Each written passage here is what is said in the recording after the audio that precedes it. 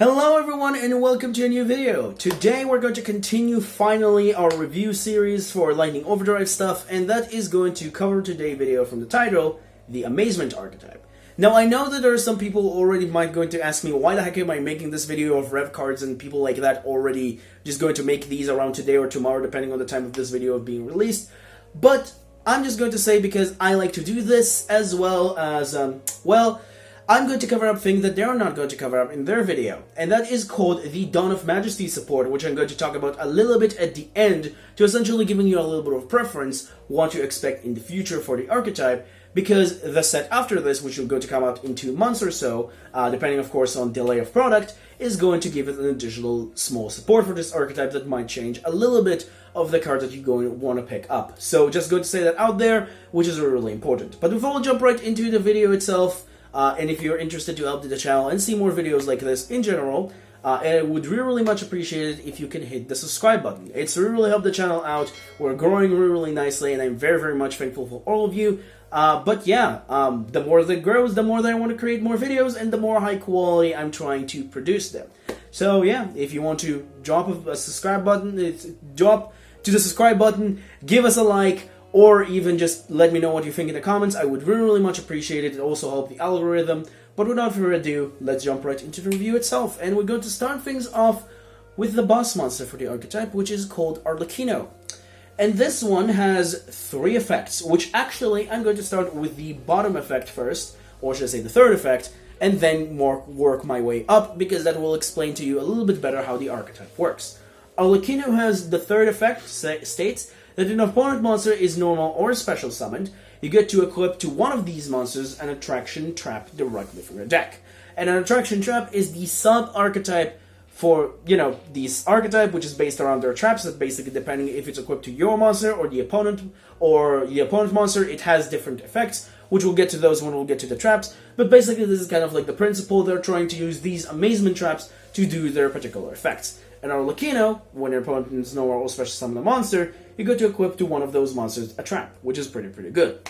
But the secondary effect is basically how you get to special summon him.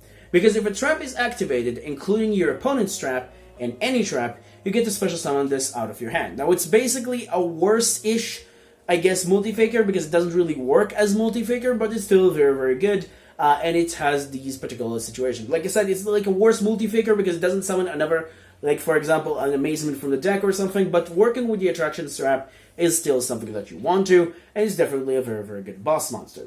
And the first effect, which is a soft once per turn effect, is allowing you more in the grind game, or if you're going second and you find a way to discard some of your traps. And this effect states that you get to banish any number of attraction traps in the graveyard and target that number of cards your opponent controls and destroy them, giving you the ability to use the resources in the graveyard that you might not be able to and basically weaponize them, which is making this card pretty good. I'm going to give this card 4 stars, very good card, very good boss monster, and honestly very easy to summon. You just have it in your hand, you get to special summon it, and you get to equip whatever you want directly from the deck to the opponent monster, which can be very annoying to them to deal with depending on the trap that you equip them to. But yeah, that's pretty much does it for the boss monster as himself. And then for the last 2 monsters that we got in Lightning Overdrive, we only got 2, which are Bofu and Comica. Now, both of these monsters share the following second effect, which as a quick effect, if you got a face-up attraction trap that is equipped to a monster, you get to basically move it to either another Amazement monster or any other opponent monster. So giving you the ability to rotate around whatever monsters you wanted to equip it to, because depending on the monsters it's equipped to, you get to activate this effect for the turn, and depending on that, another effect will happen. So that's actually pretty important to basically note, because this is kind of like what they're trying to do. But in the case of their individual effects, in the case of Bufo, he's allowing you to target an attraction trap in the graveyard if your opponent controls a monster, and then equip that trap directly from the graveyard to it immediately. So you're able to equip directly what you need to your opponent monster. But again, it does depend on your opponent monster, which could be sometimes of a problem. In case of Comica, however, she's basically Ultrageist Marionetter, which means you get to set directly from your deck an attraction trap to your side of the field, giving you the ability to get whatever you want specifically turn 1 and turn her into the best normal summon for the archetype. But both of these are pretty good cards. In my opinion, Comica is a 5-star, she's very important, And Bofu is a 2.5 star, I guess. I'm going to give it only 2 though, because there is no 2.5 rating here, unfortunately. But Bofu is honestly a lot worse. It's not a terrible card per se, but the problem with Bofu is, like I said before, it's depending on your opponent, which could be a little bit of a problem, so it should be mentioned that that is a little bit of a thing that you might don't want to do. And that's it for the Lightning Overdrive monsters, and now we're going to move on into the spells for the archetype. And the first one from these spells is the field spell Precious Spark. And Precious Spark is more of a spell that is basically just equipped to help you in more of the grind games, with you're going to see with these 2 following effects. The first effect says that the attraction traps, you get to activate 1 of these per turn the turn it was set. So let's say you have 3 of these that you set this turn, you get to activate 1 of them if you want to during your main phase, which giving you a little bit more flexibility to dealing with your opponent during the grind game, or even just equip it to your own monster to then gain a particular effect, which is very, very good. The secondary thing that this card does is that allowing you to send any face-up attraction trap you have on your side of the field that's equipped to a monster, send it to the graveyard, and then target 1 in your banish or your graveyard with a different name from that card, and then set it to your side of the field, which giving you the ability to recycle what you want specifically. I'm going to give this one 3 stars because it's more of like I said, a grind card. It's not really a card that like, oh, I activate this and getting a very, very awesome effect. I'm not saying that this card is bad, but it's definitely more of like a 1 or maybe 2 off, because this doesn't really do a whole lot of things by itself. But it's still a very, very good card. The next card, however, Special Show, however, is a 1-star card, because this card is basically depending on your opponent, because depending on your opponent to target Amazement monster you control, return 1 of them to the hand, and then special summon an Amazement monster. I'm gonna say right now, this is not really good card, because you don't really have a whole lot of Amazement monsters, including the Dawn of Majesty stuff, as well as just in general, the effect is depending on your opponent to target. So this card, definitely the worst spell for the archetype, but it's still a cool card, I guess, if you want to pick this up. Then, for the last spell that we got currently for the archetype, including the all support, we got Amazing Ticket, which is a 5-star card, because this card is the most amazing Rota spells, or at least one of the most amazing Rota spells I ever seen, no joke. Because this card have 2 effects depending on who turn it is. It's a quick play spell, which is also making this card even better, and this card has the 2 following effects. You pay 800 life points, and then you either add to your hand during your turn any Amazement card that you want to, or B, during the opponent's turn, you get to set directly from your deck an attraction trap to your side of the field, and it can be activated this turn. 5 stars on this one, just nothing really much to explain about this. This is like a Rhoda on steroids. You get to basically get out whatever you want to your hand during your turn just by paying 800 life points. It's also a quick play spell, which is amazing, and also you get to, oh wait, I get to set any attraction trap I want to during my opponent's turn and immediately activate it whenever I need for the situation. Yeah, that seems like a good deal. Yeah, so like I said, this card is basically the best card for the archetype, even more than Comica, which is pretty good, but this one is definitely better. But that is pretty much does it for the spells, and now we'll move on into the traps. And before we move on to your attraction traps, there is one Amazement trap, and the only Amazement trap.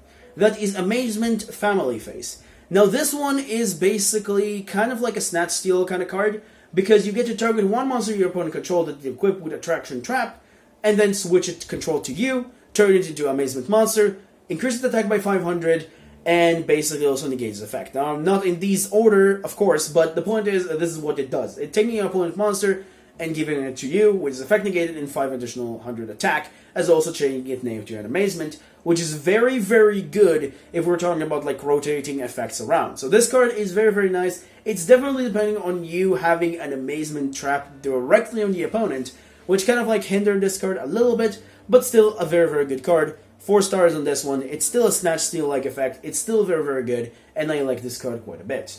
Now we're moving on into the big meat and potatoes, and that is the attraction traps. Now, all of the attraction traps share the following effect. They can be equipped to an Amazement monster or an opponent monster.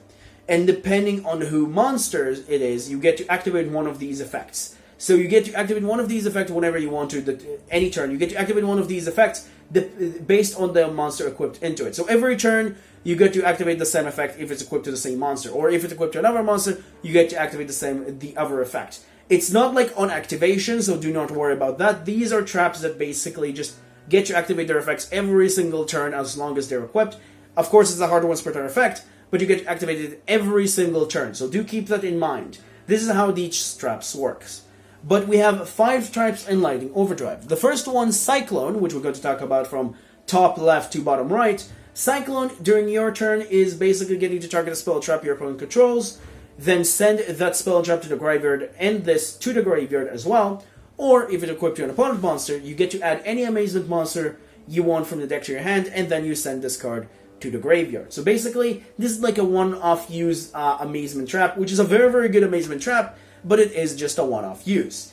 In the case of Wheel, you get to, during your turn, or should say if it's equipped to your monster, you get to basically put one card from your hand into the bottom of your deck, and then you get to draw a card, which is very, very nice, I guess, but it's not really the best of the like effects. If it's equipped to a monster, you get to equip that monster attack and defense currently until the end of the turn.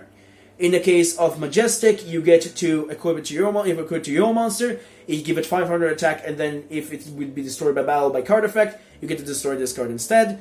Or if it's equipped to an opponent monster, the opponent monster loses 500 attack for each attraction trap you currently have on your side of the field that is equipped to a monster.